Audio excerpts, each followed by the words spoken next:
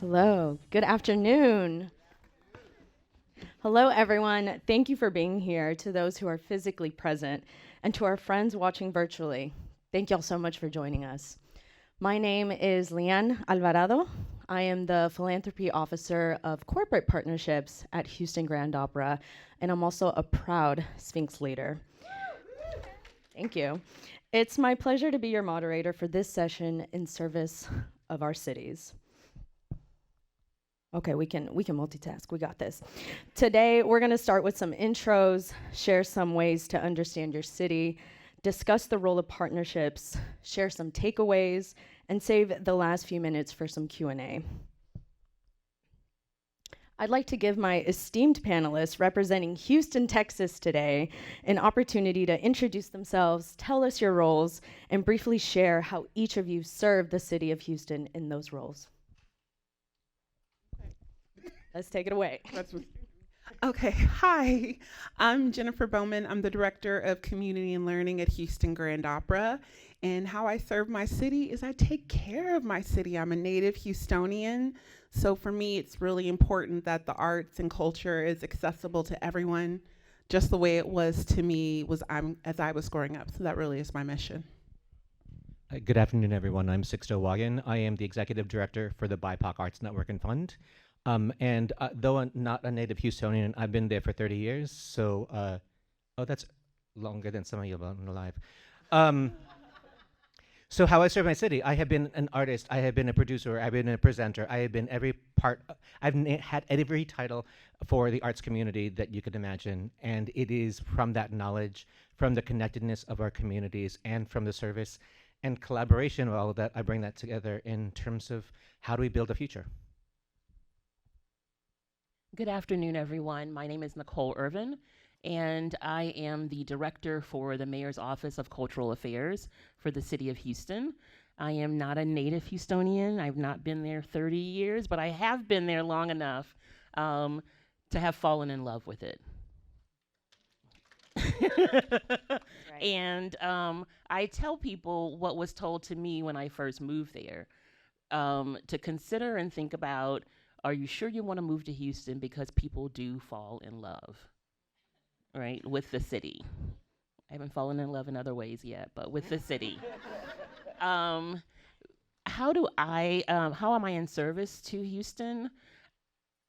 Every time I open my mouth, even when I'm in Houston and when I'm outside of Houston, I am celebrating who and what we are as a city, because I'm excited about what we do, how we represent, and how fascinating it is that so many people are unaware of what Houston has to offer.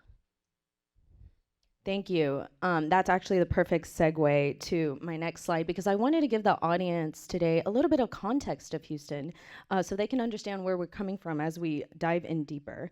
So a little bit of the demographics of Houston. Houston is the 4th largest city in the country. We are #1 relocation destination in US. We're the 2nd fastest growing metro area in the US. And all those little fun facts, it's not our favorite fun facts because LOL traffic, but that's our city, right? We are also the most diverse city in the US with over 149 languages spoken. You'll see in this chart in the top left, it shows the demographic transformation of Harris County. Over the years, there's been a steady incline of the Hispanic community, which is represented by the gray, and the Asian community, which is represented by the yellow. Our Black community has had a few changes in population, but overall has remained steady, while the Anglo/white community has declined over the years in Harris County. Houston's residents, 1 in 4 residents are foreign-born, and that's 30% of our workforce. Our median age is 33.4 years old, so we're a young city. 21.2% of the population is between the ages of 0 to 14 years old.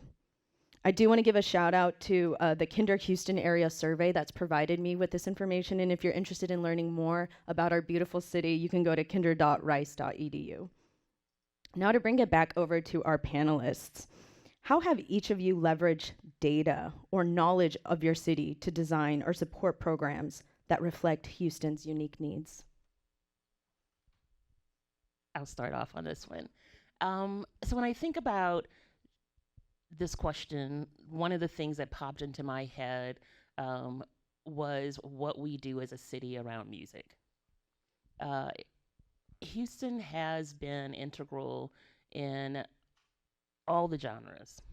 You name it, we have been, from a historical and a current space, a music city. And yet, we are not seen, we are not branded as a music city. When you think about music cities in the US, you don't think about Houston. When you think about music in Texas, you don't think about Houston. But when you began thinking about musicians, artists, creatives in the industry, they have roots, they have connections in Houston, with Houston. Our office really began noticing a major gap in our funding to musicians, to venues. And as we began noticing that gap, we took that data and we took it as an opportunity during the pandemic because we had available funds. And so we initially dedicated $3 million of relief funding, and specifically to music venues and musicians. It was our first real direct connection to, and we were able to go to council and say, we know that there is a gap because we have not seen funding through our competitive grant process for individuals. And here's what a musician looks like in the city of Houston. And so we started with that $3 million of dedicated funding of relief funding and said, what can we do next, right? They now see who and what we are. How do we support musicians in our city? From there, we really looked at what are the policies and how do we think about music in public spaces, right? So sitting in a governmental space, I'm always thinking about systems and policy and where I might have the ability to impact. And so we looked at what does it mean and look like for musicians in our public spaces? And how might we engage in that conversation in a way that's productive? And so we connected on a global level with a summer solstice celebration. And that meant we were required to then go to departments to talk about how do you think about music in the spaces that you manage? Because we didn't have a policy in our parks department. Our department that deals with infrastructure had never thought about what this might look like and mean in public spaces and transportation. And so looking at that policy and programming led to us then partnering at the state level and bringing in personnel, so staff to focus in this area, and began working across all of our genres and across organizations, and then with individuals, and finally with a music advisory board. So all of that started with recognizing the gap in where and how we were not funding, how we were not resourcing in this space. So I think when going to that question, I think part of the question for me is about knowledge and who actually, and data, and who actually determines what is data. And I think particularly as a person who's been working in communities for a very long time, it is important in order to recognize that particularly for BIPOC communities, that knowledge, that experience is data. It is not. It is essential resources that is generally underpaid, not understood, and actually given away for free. So part of what we are trying to understand is how do we also leverage that knowledge and leverage those connections. One of the things about Houston Arts is that we generally joke about that we are the biggest small town you could ever imagine. Because we collaborate. We have a history of collaboration, we have a history of partnership, we have a history of like you need this, all that, like let's actually talk on all this. Also because we've shared a lot of people in terms of staff, board, organizations, and continue to work through. Unlike when you talk about the music industry in Houston, everybody plays for everybody else, if at one point or another, or everybody has taught somebody else at one point or another. So it is built on those connections. And I think part of what we need to be thinking about is how do we actually think about it institutionally, organizationally, and institutionalize that into a resource, instead of it just being, I got a crisis, I got a thing in the next 2 hours, how can I call you? How are we actually thinking about this in relationship to, I am building this idea over a long period of time. I'm building these programs. How do we work together in order to make change? Or how do we work together in order to make our lives better in a very simple aspect? It's so interesting that we have someone that works with funding, someone that works in our city government here to really kind of give an opinion or share their thoughts. As an arts organization and as a classical music organization, the most important thing that I've been able to use as data is exactly what Sixto was talking about, where I'm going out into the community and I'm meeting with everyone. I met with both of them in my first few months in Houston and going to different neighborhoods, being in community meetings, going to different school districts, going to youth development, going to social service organizations, truly going and talking to the people who are truly working on the ground and helping the city. Because I love opera, I love all of you, I love what we do, but I am not helping unhoused people every day. I am not making sure that children have a good education. So from that, I learned a lot just about my city in general. There were neighborhoods I had never heard of growing up there because Houston is so big, and I learned about the history and the importance and how they do a lot, frankly, for the pride of the city and services and just being communities where people live. So that I'm taking that information, I'm taking the information I've learned from these two brilliant individuals. I'm taking information from the Kinder Institute, which Lyanne referenced earlier. I remember when I first got to HGO, one of my very first management meetings, Stephen Kleinberg, who used to run the Kinder Institute, came and gave our team a presentation that included a lot of the figures that Lyanne was sharing with us, and my mind was blown. I didn't know that about my hometown, and it really sort of centered where I put my efforts, thought about where we're going into the future, and then those community conversations really helped to solidify that. Let's also talk for a moment about responding as an arts organization when your city is in crisis mode, right? This is something that is so relevant in our day. It's almost like every day you turn on the news, it's like another tragedy is happening. So when the city is in crisis mode, what advice would you give to arts organizations on how they should respond? Are there examples of times arts organizations responded effectively when the city needed to prioritize crisis? My turn. So one of the things that I was part of right after Hurricane Harvey was the Harvey Arts Recovery Fund. And what happened was, of course, it rained for hours and hours and hours. And we recognized that so many things were happening.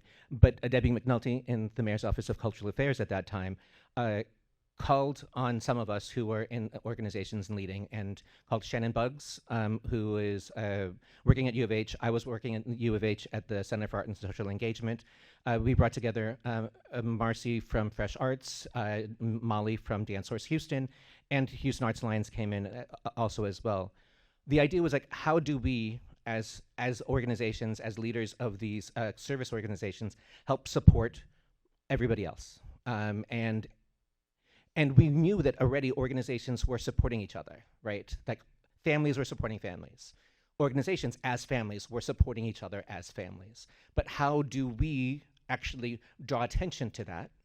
And how do we make sure that we leverage the moment in order to make sure all of these organizations, we'll talk about HGO and like taking over, and there's so many beautiful stories around that. But I'm also talking about organizations who have one staff member, if any. I'm talking about organizations whose building is basically, like everything has been in their own garage that has just gotten flooded, right? We have all of these organizations and these institutions who their one source of income has now been destroyed. So how do we continue to lift up those stories so that, one, It's not just the GoFundMe from them, because how do we actually lift each other's GoFundMe up? How do we actually leverage this and have conversations with Houston Endowment, with other foundations and other larger institutions in order to get real money and not just $5? And so that was actually part of what we did. We raised a number of money, but what the biggest success was, it wasn't just that money, it was those connections that we maintained. And it is actually, I bring that up because of the foundations that supported the Harvey Arts Recovery Fund all came together in order to build the BIPOC Arts Network and Fund. It was in the moment after George Floyd and during COVID that Longchu with the Houston Endowment activated this network that had been built through the Harvey Arts Recovery Fund in order to see, can we make this happen in Houston? And from those connections, from that opportunity and understanding of what crisis could be, continuing to maintain those relationships, they activated a $12.6 million endeavor, which is what I run today. Yes, yes. So I appreciate, Sixto, you sharing that, and I think it's important for individuals, for all of you who are engaging and doing work, that you share, that you document and you share, that you document and you share, that you document and you share. Write it down. And so, in hearing that origin, what we now see from that origin work is a dedicated division in our local arts agency in Houston around disaster services, year round, right? So it does not have to ad hoc come together in the moment of crises. It is resourced and it is stable and available daily for individuals and organizations to think about, to plan, to be strategic around when the crisis comes, because we know the crisis will come. And in Houston, that crisis is typically weather related. And so having that resource for the community is vital, and knowing that origin story is really important, because in many cases, when we see work, we sometimes don't see ourselves in that work, and in understanding that Black and brown people of all hues have been the originators of sustainable policy level structure. So thank you. And again, I encourage you to document, and share. The last thing, the thing that I would add is arts organizations must see themselves as foundational to cities. Arts organizations should be at every table. That's difficult when it is an organization that is volunteer-led. That is difficult when it is a small, mid-sized organization whose staff are doing multiple, tasks and responsibilities. That's difficult when you are a multi-million-dollar organization whose programming is year-round. It's essential, that arts organizations should be in conversations around infrastructure. Arts organizations should be in conversation around school board policy. Arts organizations should not be seen as let us call you in to volunteer your programming and services at the shelter when there's a crisis. Let's think about you solely from a mental health perspective. No. Think about us, think about arts organizations as a thought partner from the very beginning. And so that means you have to be at the table. And I would encourage all of you to look at the structure in your community and say,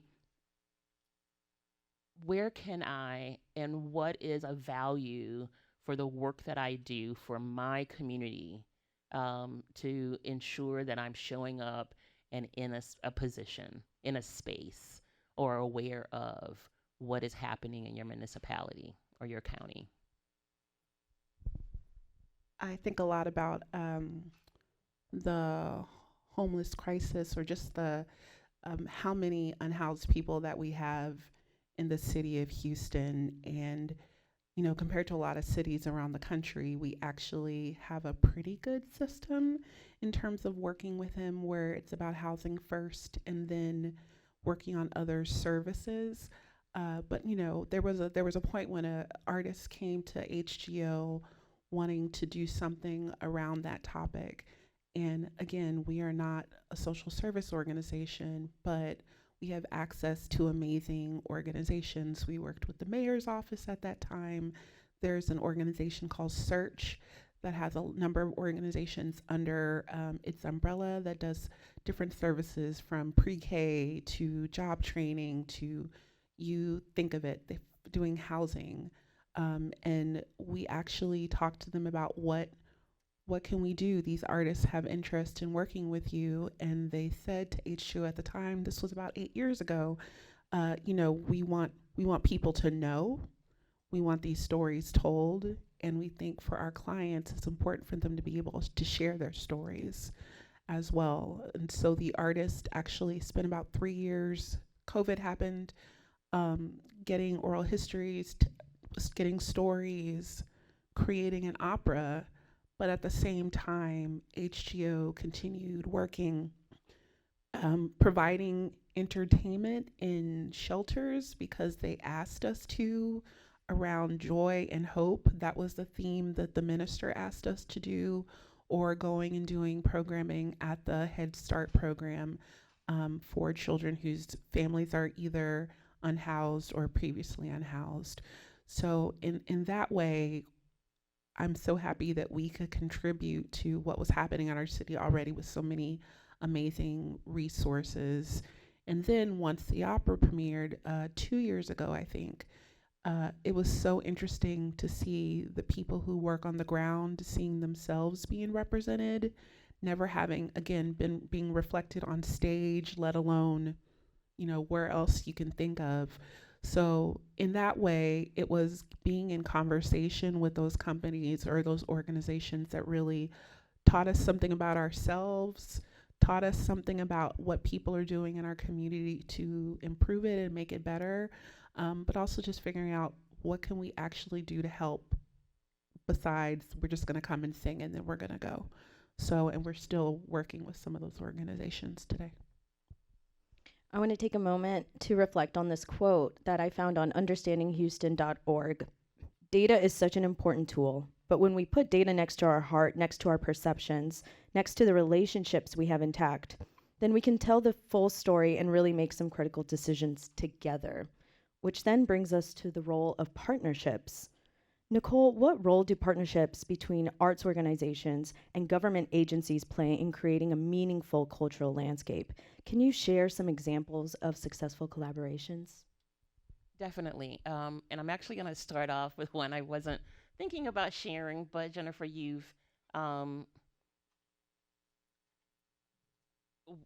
as you were talking about the work that you did with the unhoused, the work that Houston Grand Opera did with the unhoused, and then thinking about the work that your organization continues to do as it takes on specific communities and issues and brings it onto the stage, and the importance of that.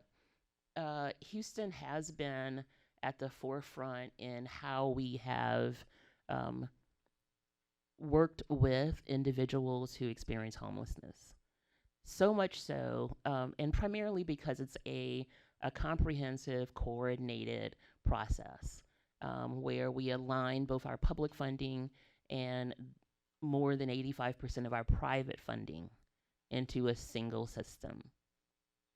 That work over the years has led to quite a bit of success. So much so that cities around the country and the world come to Houston to learn.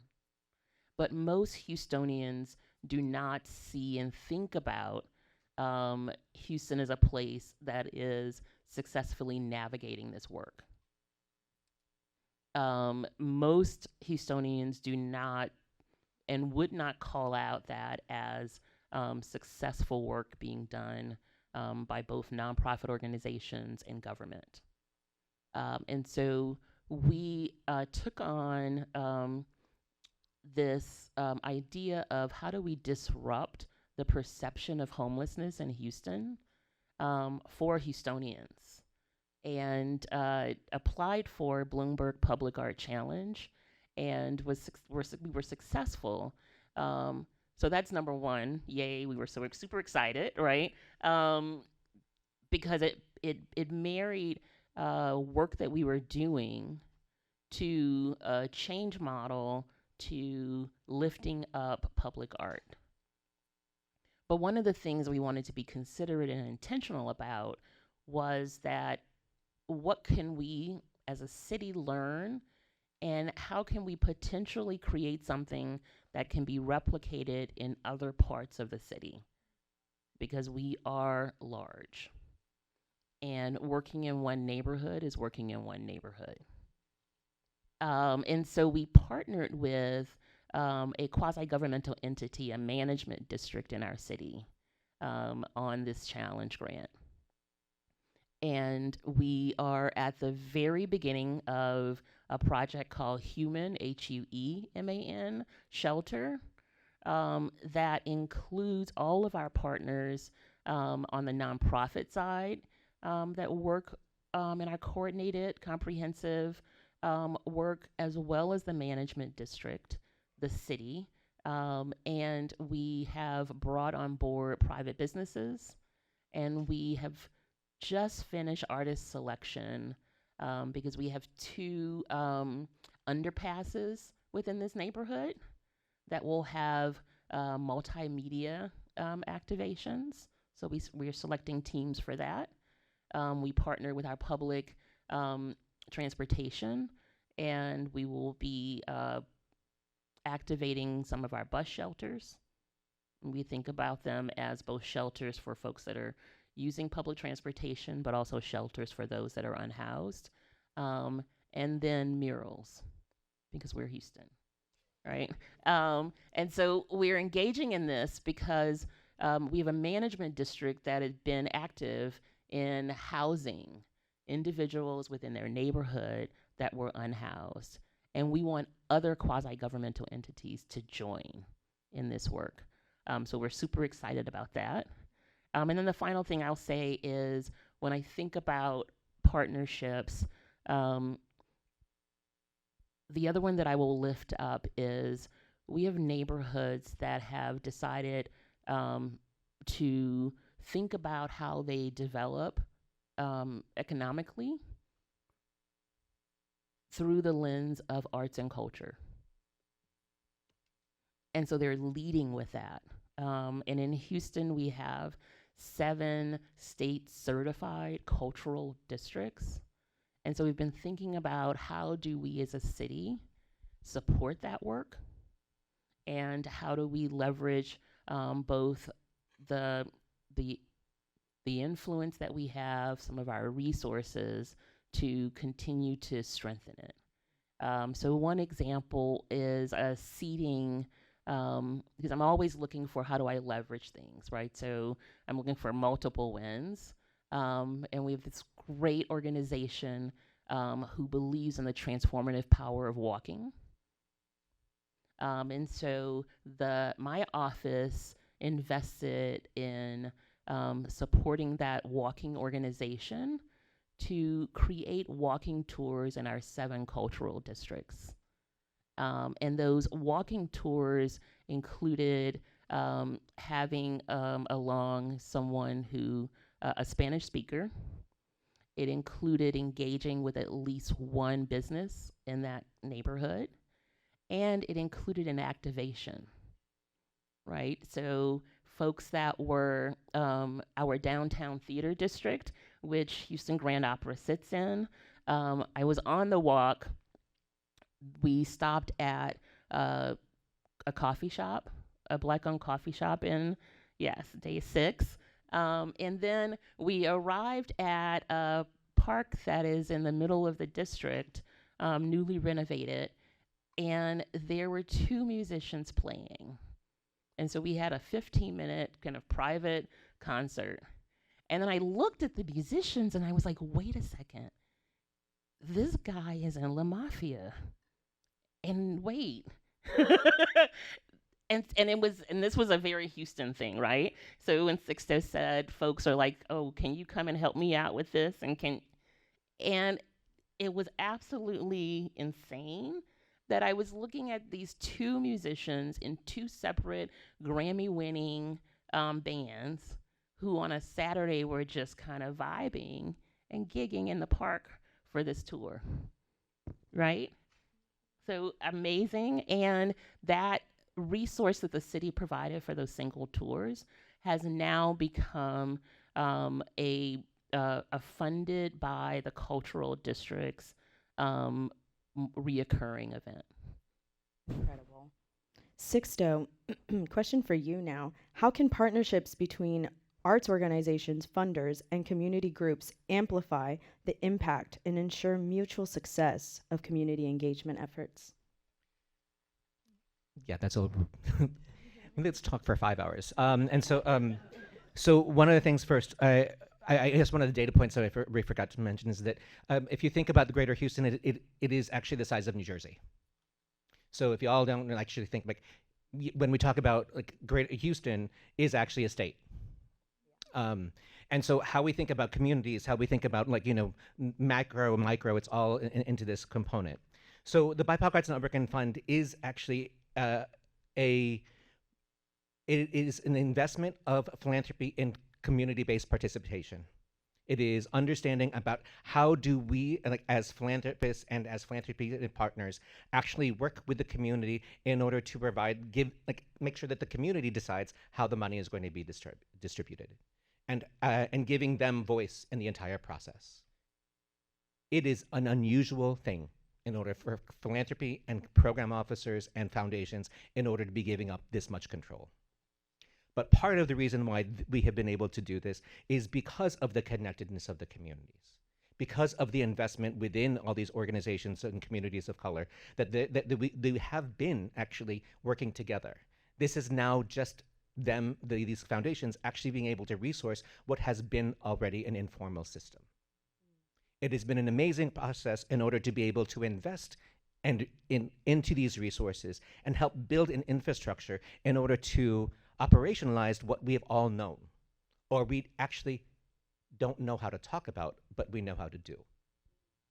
So this is actually one of the other things around in the conversations around community engagement and in the philanthropy. Document your stories.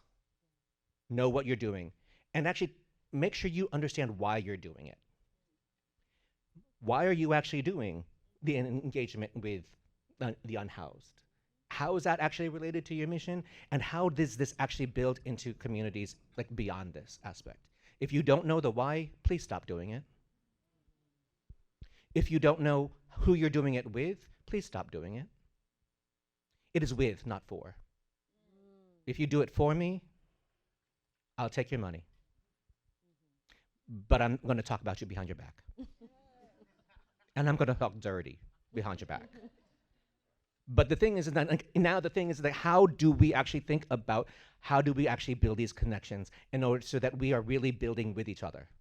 And how are we actually building between organizations, between foundations, and between all of these things? So for the BIPOC Arts Network and Fund is how are we building a future that creates a thriving BIPOC arts ecosystem? A thriving BIPOC arts ecosystem also means a thriving arts ecosystem. It continues to feed all of these things because all of the organizations that we're working with, all the artists I'm working with, all have been on all the other stages. So I think that that's actually part of what we're talking about is recognizing that when you're we're talking to the foundations about when they're investing, how are we making sure that the investment is thought of throughout multiple stories? How are we actually thinking about connecting these stories so that we're leveraging the impact beyond just one organization, beyond just one moment, beyond one project, into long-term change? Yes, thank you, Sixto. Yeah, you can clap for that. That's okay. You can clap for that. Yes, well said. Jennifer, what have been some of HGO's most impactful partnerships, and what lessons have they taught you about collaboration in a large, complex city? So I already talked a little bit about Another City, which was the name of the opera, telling the story of the unhoused and people who also work with them. I think, what's been the most important partnership? I had an answer, but I'm like so inspired. Can I say one of my favorite partnerships that Please happened very do. recently? We recently collaborated with the street artists in Houston. Can you talk a little bit about that? Yeah. So we thank you, Lyanne. I got you. This season, our first opera of the season was Il Trovatore, and it was a production that included the use of mural and graffiti art on the stage. One of the things that the director asked for, the set designer asked for, is wanting to feature a local artist, their piece on the set to really represent Houston. So we as a team thought about, okay, how are we going to make that happen? And we came up with the idea of having a public call for art, and Necole was very helpful in giving us advice on how to do it because she's the public art person here in Houston. But we used it as an opportunity to also work through some of the other collaborations that we were talking about. We've been trying to do work with our friends in the East End of Houston, Second Ward, which is one of the historically Hispanic Latinx communities in the city. And one of the organizations we had learned about through a partner is called the Harrisburg Arts Museum. It's an old warehouse. It was an Amazon warehouse for some time, but some artists and supporters turned it into basically this outdoor mural, graffiti, visual art space. So we have all these additional artists that we have that entered for this call for submissions. They didn't win, but is there any way that we can display their art? And they were like, bet. Yes, we will give our space. We will let them come and share what they do. And we were like, cool, let's do that. And they're letting us keep the art up for the entire season. And then we were like, hey, we have this youth organization, the Boys and Girls Club, that's been wanting to do something with us. And we've been talking to them. They've been sharing what their thoughts are, what the needs are for the organization. And they wanted something very interactive. They wanted the kids to be able to create something. They wanted something from their teenagers. And we said to them, what if we also had the teenagers creating art as a residency, at their space, and work with these amazing artists. Angel Quesada was just one of them. He's a great teacher, great artist, was amazing with the kids. I went there one day and one of the little girls was like, this is my therapy. She was so happy. But the students created murals off of HGO signs for that season for the operas. And then we displayed those as part of the Harrisburg Arts Museum exhibition. So it was just one of these wonderful moments where, again, because we had been in community with people, because we were talking to them, because they really let us know how they'd like to be in collaboration with us, this bigger project kind of took hold. And again, we're now working with the Boys and Girls Club. We're working with Lovett Commercial, which owns the Harrisburg Arts Museum, and trying to figure out what are we going to do next? How are we going to serve the communities that you serve? And just what cool things can we do? Because Harrisburg Arts Museum is cooler than us.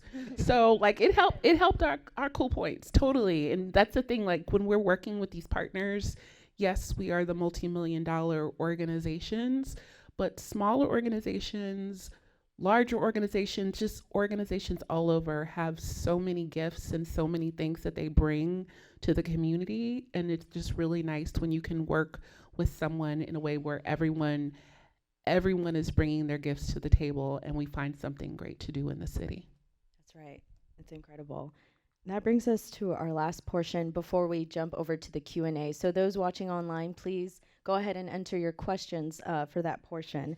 But we'll do a bit of a speed round for this question, but I'm interested in hearing your thoughts because we have a lot of great programming that we've created in Houston, but it's for Houston, right? So you shouldn't be copying and pasting exactly what we're doing for your community.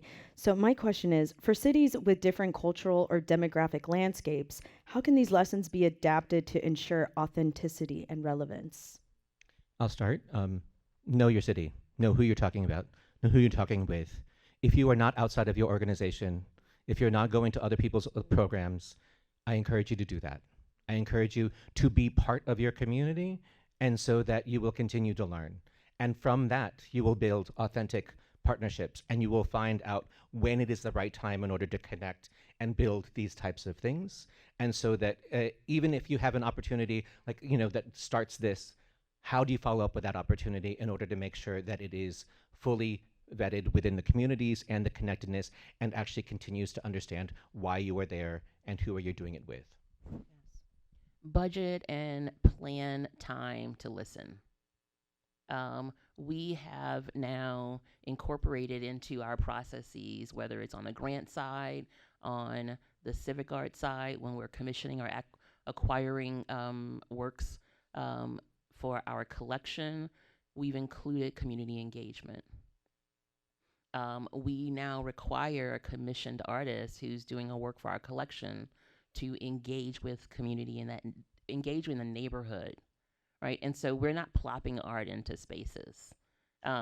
Community knows the artist because they've had conversation with them in the midst of the final concept and design.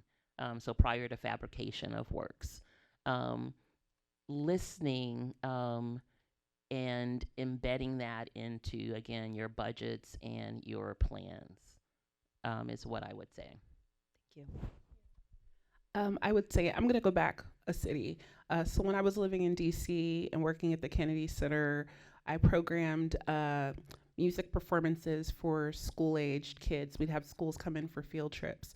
And one of the things I had to be really honest about was the gap in DC culture that wasn't ending up on the stage in our performances, and looking at why and why. So we got approached from a woman who was one of the leads of the Belladonna Band. And if you know go-go music in DC, they are a big deal. They're a lot of fun. But she said to us, I want to do work doing concerts for students and kids. And I'm like, we've never had a go-go field trip before.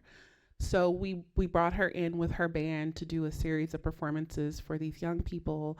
And kids were excited. It was, oh, I'm going to use a word and y'all going to think I'm so old. It was lit. Don't clap for that. Don't clap for that. But again, it's really like taking a hard look at yourself and saying, in this city of diversity, in this city where everyone is doing X, why am I only doing Y? And then asking the big questions on, where is that sort of blind spot happening? And then if you can do something about it, do something about it. Yes. Awesome. And now we turn it to our audience for questions. Does anyone in the audience have a question? We have someone walking around with the mic and they can pass it over. Yep, I'm just gonna get started with one of our virtual questions. Okay, sure. And then we'll catch you right here after. Yep.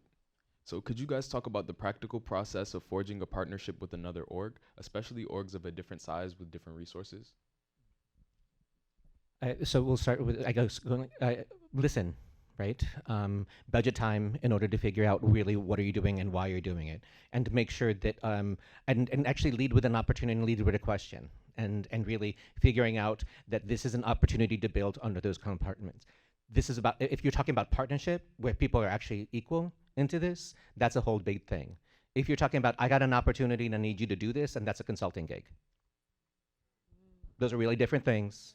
But the consulting gig could lead to other collaborations and other partnership. But if you're just like recognizing, if you're trying to build a partnership, that you need to recognize what the resources are that the people are bringing into the room.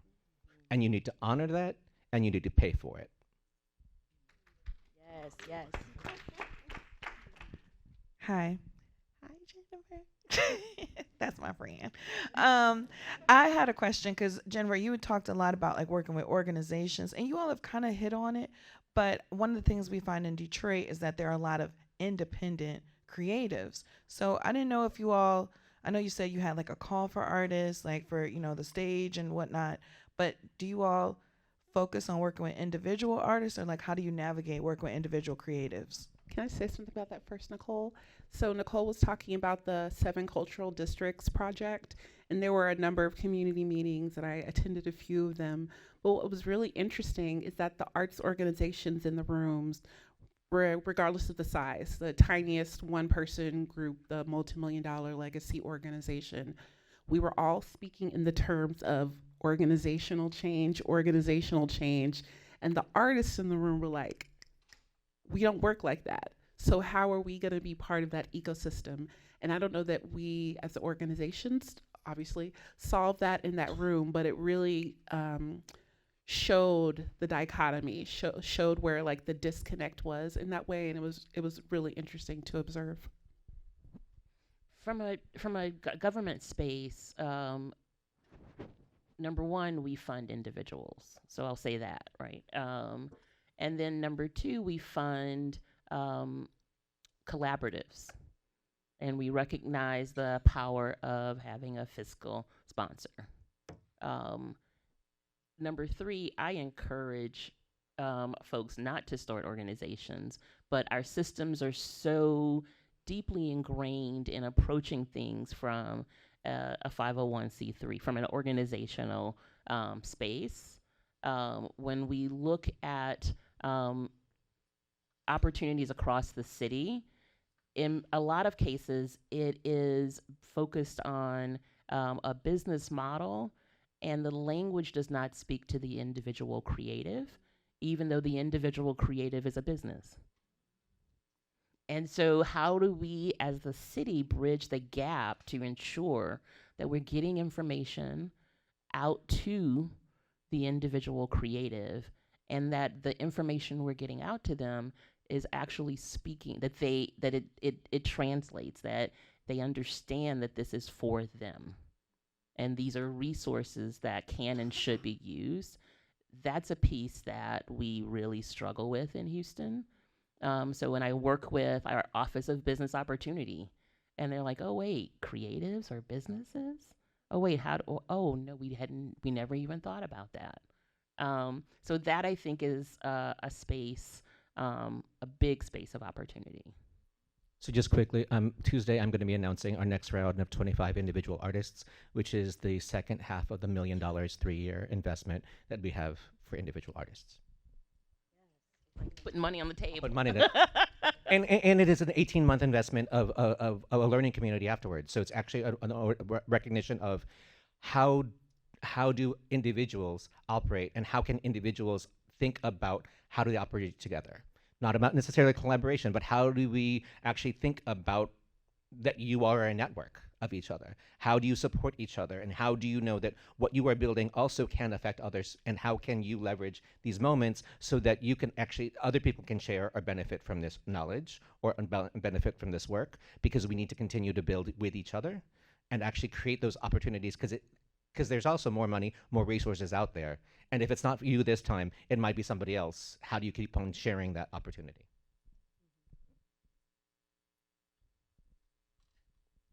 I actually have a comment, because I actually have been, I'm Houston based, and as an individual artist, I've received grants from the Houston Arts Alliance through the Mayor's Office of Cultural Affairs, and also I was one of the first BIPOC BIPOC Arts Network grantees.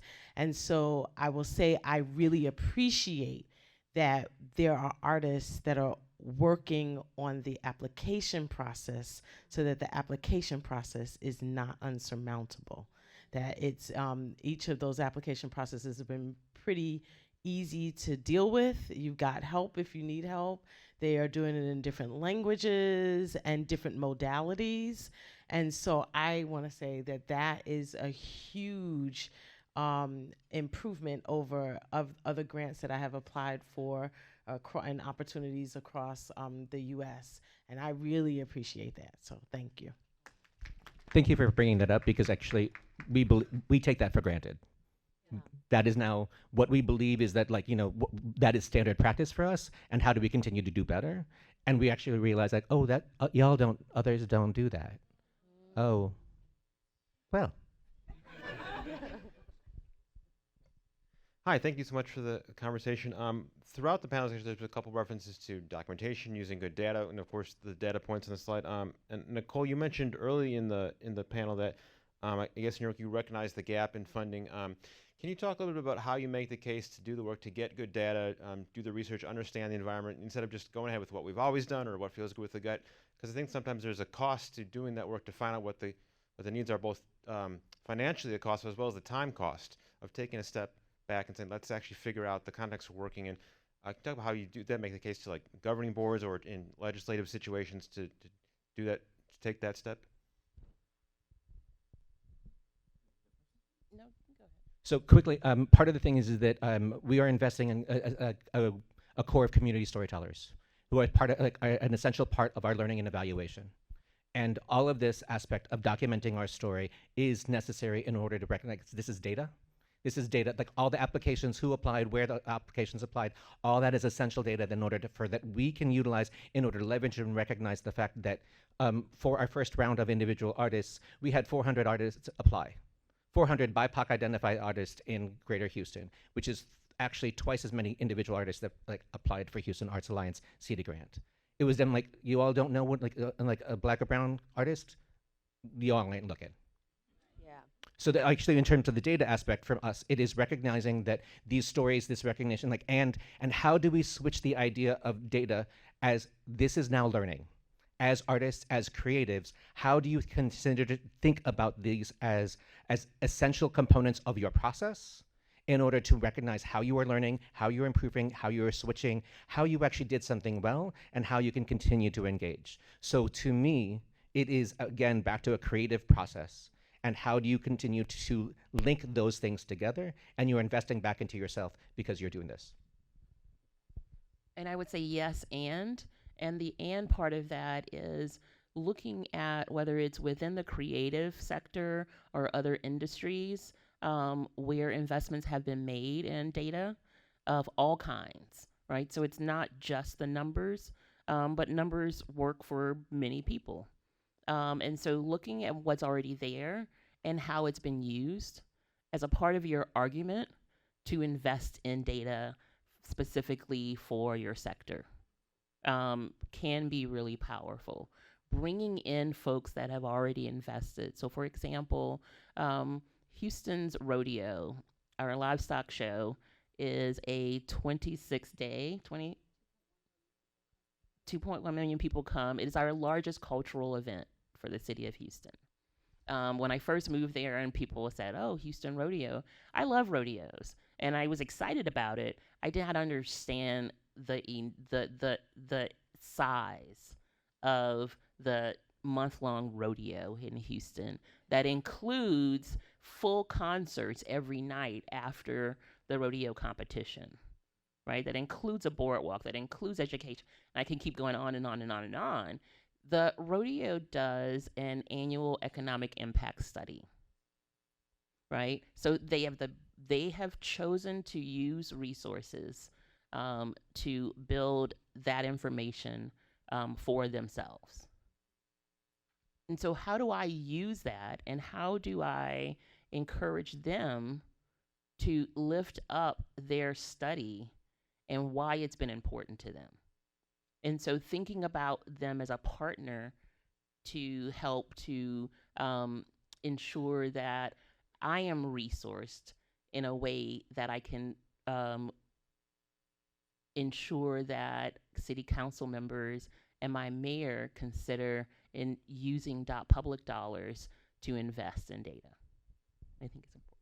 I'll just say on the rodeo example, HCO will be there for 7 days this year. I'm really excited. But the really good thing that they do as well with their studies is they do surveys of audiences. So they will share the data with us as a potential partner of this is what we're looking for. This is what we need to program. We need more stuff for youth. We need more stuff for this, more for that. They really care about youth. It's a huge fundraiser for education, basically. And there are 40,000 volunteers who work within a number of committees doing various roles for the rodeo. So then the question becomes, how do we lift up what those committees are doing? How do we support them? But all these like different bodies within just this one organization where there's these opportunities to really collaborate and use the data that they pull to come up with things. And think about like it shouldn't just be your own organization. Who are you partnering with in order to think about like how are you all building these stories together, and actually why how is your data collectively actually can be leveraged for something better than just me and my organization. And I think that actually happened with the small music organizations, the chamber orchestra. They linked a whole lot of things together in order to say this is now what we do and why we do it. And I think that it also helps to share the load. We require that any organization that receives funding from the city complete an SMU data arts profile. For many groups, it is a huge task. I hear that often, how huge the task is. For some groups, it's not such a big lift, and they don't think about it as a resource, right? It's a kind of a throwaway thing for them. The value that it brings for the city, I could talk about for hours on end. And yet we are not using it. We meaning the community. We're not using this information. So when I think about all of the data that I would love to advocate for investing in by the city, I have to take a step back and say, we already have a lot of data that we're not using. And how do I, in the Mayor's Office of Cultural Affairs, but how does the entire community in Houston, the arts community, use the data that we already have? Awesome. How do you build support with your local elected representatives to build a political coalition that supports the arts? Relationships. I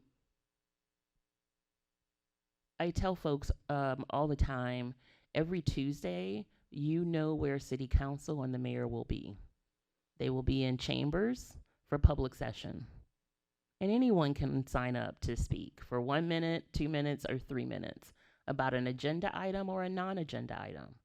And that does not mean come to City Hall. That does not have to mean come to City Hall to complain. That could be come to City Hall and share the work that you are doing within your business, within your institution, within your neighborhood. That could be come to City Hall and invite your public officials to come to be in community with you, right? That could be a question that you ask your public officials, but it is building relationship first, is what I would say. And then secondly, Houston does not have, across all of our sectors, history in the advocacy space. And so even small communities, small cities, you will see multiple advocacy groups, particularly arts advocacy groups. And that is not, we don't have that depth in Houston. And so we don't have that muscle memory. We don't have the muscle. And I go back to the data points that you were shown at the beginning of this. 1 in 4 Houstonians is foreign born. And so Houstonians come from places where their government structure looks very different, where advocacy looks very different. And so the expectation is very different. And so how do you marry that with our lack of muscle and our lack of connectivity around advocacy? I just wanted to add, because again, Houston is part of this big Harris County. Harris County, there are six, is it six, no, not precincts, 4, yeah, sorry, it's county precincts, yes. So county precincts. So you have a council member within the city, then you have a commissioner that is probably over a larger area than maybe the county council member, the commissioners. No. The commissioners are usually over a larger piece of land than the council members. But then you have other counties that are outside of that who might have a county judge who also has a budget that also has some discretionary funds to do things with whatever is going to serve that community. You might also have a mayor pro tem. Like, there are so many potential relationships. So again, I think it gets to the why of it all. Who are you serving? Then who is serving that person? How are you working together? And it's confusing, as you can see. But again, I think it's really important to understand that in order, again, to be able to do the work. Y'all, unfortunately, we're out of time, but one more round of applause, please, for the panelists today. Thank you, Necole. Thank you, Sixto. Thank you, Jennifer. And thank you all for joining us. Again, my name is Lyanne Alvarado. We had so much fun today. Thank you.